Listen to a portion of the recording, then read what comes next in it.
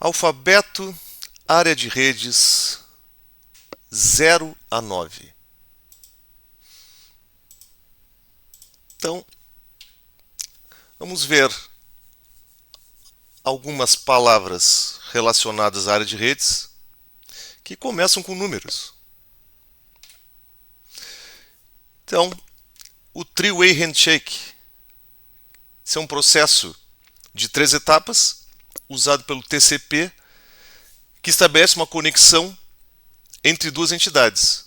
Qual é o objetivo disso? Sincronizar contadores, e a partir dessa sincronização é o que acontece de poder fazer com que os pacotes sejam confirmados os recebimentos. Então, basicamente é um contador de envio e um contador de recebimento, que leva o nome de número de sequência e reconhecimentos. Então, basicamente, para haver o estabelecimento de uma conexão TCP, deve haver, então, essa troca de 3 pacotes iniciais que tem esse nome, Three-Way Handshake. Isso aqui são flags do protocolo TCP. Então, em resumo, a partir dessa troca, dessa sincronização de contadores, poderá haver troca de dados aqui com a conexão estabelecida. Então, isso é o Three-Way Handshake. O 10 base T. O que é esse 10 base T? O que é esse 100 base T? O que é esse 1000 base T? O que é esse 10.000 base T? Ou base F? Primeiro 10 é a velocidade. Então, 10 megabits, 100 megabits, 1000 megabits, 10.000 megabits são 10 GB. O que mais? O base é que é usada apenas uma frequência. Então, isso aqui vem de baseband. É apenas uma frequência que passa no cabo por vez. Então, eu não tenho múltiplos canais de transmissão, tenho um só. E o T vem de twisted pair, de par trançado. Então, esses caras todos aqui fazem parte de uma família, que é um padrão, que é o I3E 802.3 em suas variações. Então, esses caras foram estabelecidos num padrão, que é um documento, que define como deve ser compatível todos os dispositivos que obedecem essa velocidade, esse tipo de mídia. Então, além desses caras aqui, existem outros. E, por exemplo, com fibra ótica, e aí tem os alcances da fibra ótica. Isso continua em desenvolvimento, né? Então, atualmente aí já tem equipamentos em 100 gigabits, futuramente 400 gigabits e está na casa dos terabits. Aqui tem uma ordem cronológica, né? Então, desde o desenvolvimento aí, nos anos 90, do uso de par trançado, até os dias atuais. Muito bem. O que mais? 56K. Então, o que é o 56K, né? Isso aqui é uma coisa mais vintage, né? É algo legado aqui, mas é importante na área de redes. Porque isso aqui é as velocidades dos modems usados em linhas de escadas. E esse 56K é o limite que se consegue atingir numa linha de escada residencial analógica. Isso aqui é a base de compressão e por software. Então, o modem, esse aqui era o sonho de consumo na época, utiliza uma compressão por software e que atinge os 56K. Então, 56K simplesmente seria a diminuição aí de 56K bit. O padrão 802.1x, que é do I3E, que é um órgão que faz esses padrões, publica, né, e mantém, faz o controle de acesso à rede, chamado NAC, Network Access Control. Então é usado para autenticar dispositivos antes de permitir o acesso à rede. Onde é que é usado isso? Normalmente se encontra no padrão de rede sem fio WPA2 Enterprise. Então, o que é esse 802.1x? Isso aqui pode funcionar em rede cabeada também, não há problema nenhum. Esse Authenticator aqui seria um switch, um access point. Esse Radius é um protocolo para autenticação. E aqui estaria sendo executado com uma base de dados onde tem os usuários e as senhas, por exemplo. Ou certificados, depende. Aqui são os dispositivos. Então, o que vai acontecer? Vamos pegar um caso de uma rede sem fio. Digamos que tem uma rede sem fio aqui, teste. Então, ao se associar na rede teste, seria solicitado aqui um usuário e uma senha. Ao digitar esse usuário e senha aqui,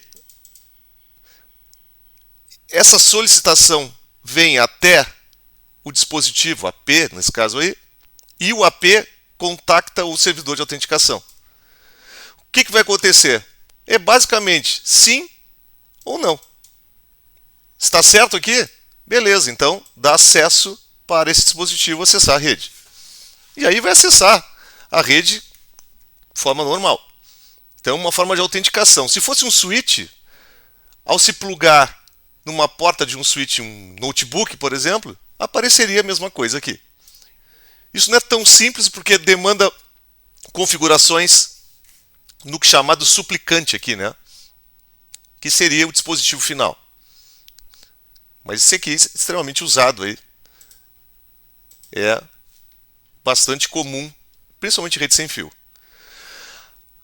A família 802.3, que define o padrão Ethernet de redes locais, ele é composto de vários subgrupos de trabalho. Interessante porque esse 802.3, né?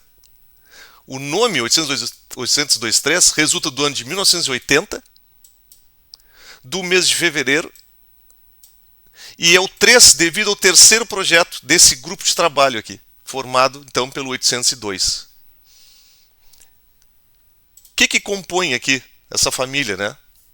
Então, desde os primórdios lá, 1983, quando teve a primeira padronização de redes Ethernet usando cabos coaxiais grossos, né, 10/5, até sua evolução aí aos dias de hoje, né? Todos estão abaixo dessa família de grupos de trabalho, né? Então tem variações aqui, tem códigos para cada um dos tipos. Mas vejam, a origem é a mesma para todos, né? E o que é interessante? A retrocompatibilidade, né, desses padrões aí. O que torna então o uso de Ethernet o padrão de redes locais. Vamos lá. O mesmo acontece com a família 802.11, que é um conjunto de padrões para redes locais sem fio, né, popularmente conhecido como Wi-Fi, que são definidos pelo I3E. E dentro dessa família aqui tem variações. Por exemplo, o 802.11ac suporta velocidades aí de gigabits por segundo, utiliza a largura de banda 5 GHz. O 802.11 talvez seja o padrão mais usado até hoje. Então pode chegar até 600 megabits, dependendo do número de antenas de transmissores. Esses caras todos aqui também vêm numa mesma família, que são evoluções. Então, desde o padrão de 1997, que era apenas 2 megabits por segundo, usava só a frequência de 2,4 GHz, até o Wi-Fi 6. E tem outros, né? Wi-Fi 7 vindo por aí. Mas o que tem no mercado hoje é esse cara aqui. Trabalha com as duas frequências, então possibilita velocidades muito altas. Essa família, quando se fala 802.11, todos eles são sub-padrões desse padrão inicial aí. O 1U. Isso é uma medida usada em Rex.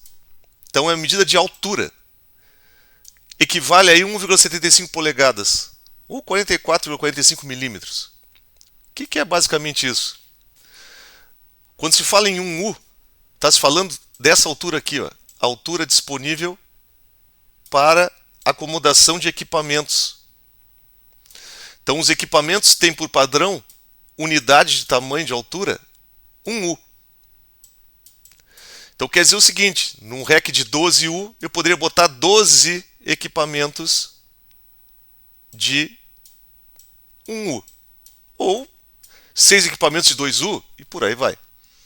A largura aqui é padrão 19 polegadas. Existem outros racks com larguras diferentes, mas o padrão da indústria é esse. E aí tem racks de 44U, tem de 20, tem de 24, bom, tem todas as variações aí. Tem menores aqui, tem de 3U também. Depende qual é a aplicação que vai se usar. Depois temos essa expressão aqui, 24 por 7,365, que é bastante comum na área de redes. Então essa expressão indica operação contínua, ou seja, 24 horas por dia, 7 dias por semana, 365 dias no ano, sem interrupção. Onde é que é usado isso? Para áreas de suporte, para mostrar a disponibilidade de data center, para normalmente mais para disponibilidade mesmo. Claro que isso aqui é perfeitamente assim. Não, isso aqui é uma intenção, né? A disponibilidade é medida em noves. Então a gente pode chegar aí algo do tipo 5 noves, ou seja, ter praticamente 5 minutos de parada no ano. Mas isso aqui é uma meta, certo? A ideia é atingir ela, mas nem sempre é tão simples assim. Depois alguns códigos aqui interessantes, bastante comuns, né? 404 é um código do protocolo HTTP que indica não encontrado. Então, quando se faz acesso a um objeto numa URL que não existe, vai se encontrar aqui, vai se receber, ou seja, não vai encontrar, né? Vai se receber o erro 404. Isso é um código estabelecido no protocolo HTTP. O mesmo vale para o 503, que é um código também no HTTP que indica que o servidor não está disponível devido à sobrecarga ou manutenção. Então, vai ser algo desse tipo aqui. Service unavailable. Algo desse tipo assim. A forma como aparece essa mensagem aqui, pessoal, isso aqui é HTML, isso aqui é uma apresentação do erro. O protocolo obedece esse código aqui. Então isso aqui é do HTTP. Esse é um protocolo. HTML poderia botar um bonequinho aqui dando um erro, certo? Depois, o erro 500, que entra nessa categoria aqui. Erros do lado do servidor. Quer dizer, o cliente fez uma requisição válida, mas o servidor falhou em responder. Então essas categorias de códigos aqui são do protocolo HTTP. E elas são depois tratadas no servidor ou no cliente da forma personalizada, se quiser. Mas na rede são esses códigos que vão aparecer. Muito bem. Outro padrão interessante, o 802.1q, também do I3E, define VLANs. Então, o que são VLANs? São virtualizações de redes locais. Basicamente, o que é isso? É poder organizar a distribuição dos segmentos de rede a partir de uma identificação. Então, eu isolo domínios de broadcast de acordo com a afinidade. Por exemplo, poderia ter dentro da minha rede corporativa uma VLAN para câmeras, outra VLAN para VoIP, outra VLAN para rede sem fio, outra VLAN para impressoras. O mesmo switch possui essa condição. Isso acontece no switch. E em roteadores também, né? Mas normalmente em switch. Então vai ter uma porta que tem marcado nela ou não marcado nela uma VLAN, e isso quer dizer que aquela porta ali dá acesso a uma rede independente uma da outra. Essa que é a ideia aqui. Como é que isso acontece? Isso é uma marcação dentro do pacote.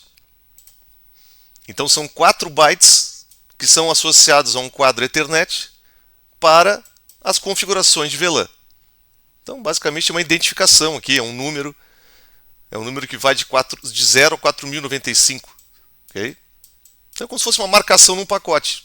Um pacote marcado com 100 só vai encontrar um pacote marcado com 200 se houver um processo de roteamento entre eles. Senão eles não vão se enxergar.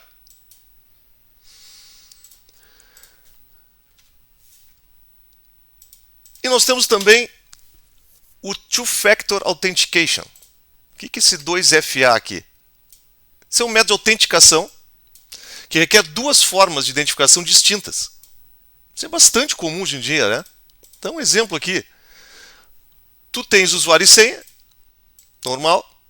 Além disso, tu tem um aplicativo, tu tem um portal, tu tem um token, tu tem alguma forma independente que valida esse usuário aqui.